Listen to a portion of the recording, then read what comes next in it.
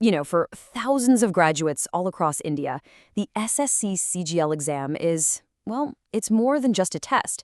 It's the starting block for a career that can literally define your entire life. But here's the thing. Clearing the exam? That's just step one. The real challenge comes next. Making a choice that's going to shape your future, your finances, and even your family life. So let me ask you something straight up. When you hear the words, a powerful government job, what's the first thing that pops into your head? Is it the authority, the stability, maybe the social status? Because whatever you value most, it's about to become super important. Look, the decision you make when you pick a post, it goes so far beyond your monthly paycheck. You're not just choosing a job, you are choosing a lifestyle. You're deciding where you're going to live, how you're going to spend your evenings, and the kind of impact you'll have on the world. Okay, let's really get into it. Here's our game plan for breaking down what is probably one of the biggest career choices you'll ever make after clearing the SSC CGL. We're going to look at the dream, the reality of working a desk versus being out in the field, and what it all really means for you. For most people, this is where the dream really kicks in. Level 7. These posts are often called the gateway to authority, and for good reason. They're kind of the holy grail of non-gazetted positions, giving you this perfect mix of a high salary, social respect, and a really clear path to becoming a gazetted officer. Now take a look at this number, 44,900 rupees. The thing is, that's just the starting point. That's the basic pay. When you start adding things like dearness allowance, house rent allowance, and all the other perks, your gross monthly salary is right up there with a lot of entry-level management jobs in the private sector, but with job security that is, frankly, unmatched. And that brings us to the fundamental choice, the big fork in the road that every single successful candidate has to face. It's a choice between two totally different ways of life, the structured, predictable stability of a desk job or the dynamic, unpredictable adventure of a field job. And this just nails it, doesn't it? In a nutshell, this is the core difference. On one side, you've got a routine you can set your watch to. On the other, your life is defined by unpredictability. We're talking investigations, travel, and work that definitely does not stop when the clock hits 5. Let's dig into this a little deeper, because this table really highlights the trade-offs. Desk jobs, you're looking at fixed hours, rare transfers, which is amazing for your family and social life. But field jobs, they come with high stress, constant transfers, but also something called nuisance power.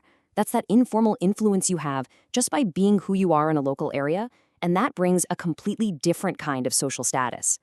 So what does life at the desk actually feel like day in and day out? Let's take a look at the reality through two of the absolute most popular desk jobs you can get through the SSC CGL.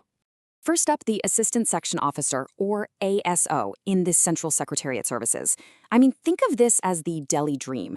It's the top choice for anyone who wants to build a really settled life. You get a permanent posting in New Delhi, a predictable work-life balance, and, get this, incredibly fast promotions if you clear the departmental exams. You could be a section officer in just 4 to 5 years. Okay, now this is where things get really interesting. There is a desk job out there that completely flips the script on what you think stability and location mean. I'm talking about the Assistant Section Officer in the Ministry of External Affairs, or MEA. Yeah, just look at that number. This is exactly why the ASO and MEA is a top pick for the high rankers. While you're posted abroad with all the foreign allowances, your salary can literally skyrocket to around 3 lakh rupees a month. You get the structure of a desk job, but with the perks and exposure of living all over the world. All right, let's switch gears and explore that other path, the high-octane world of field jobs, where authority and action are just part of your daily routine. These are the jobs that come with immense social prestige and real on-the-ground power. Now, the income tax inspector is a fascinating role because it's a hybrid. It really shows that a field job doesn't mean you're out of the office 100% of the time. Part of your job is at a desk doing assessment work, and the other part is out in the field as part of a team conducting raids. It's a mix of brainy analytical work and high-stakes action. When you think of pure, raw power and authority, the sub-inspector and the CBI is what comes to mind for a lot of people. But you have to be real about what that means. The sources are crystal clear. It is a tiresome and demanding job. You are investigating complex cases that the state police can't handle, and that means tons of travel and immense pressure. And the government absolutely knows how extreme these demands are. To make up for that high-pressure lifestyle, which often means working weekends and holidays on huge investigations, CBI personnel actually get an extra month's salary every year. That's a pretty unique perk for a uniquely demanding job. You know, a job isn't just about your starting salary, it's about where you can end up. Career progression is a huge, huge factor, and the paths for desk and field jobs can be dramatically different.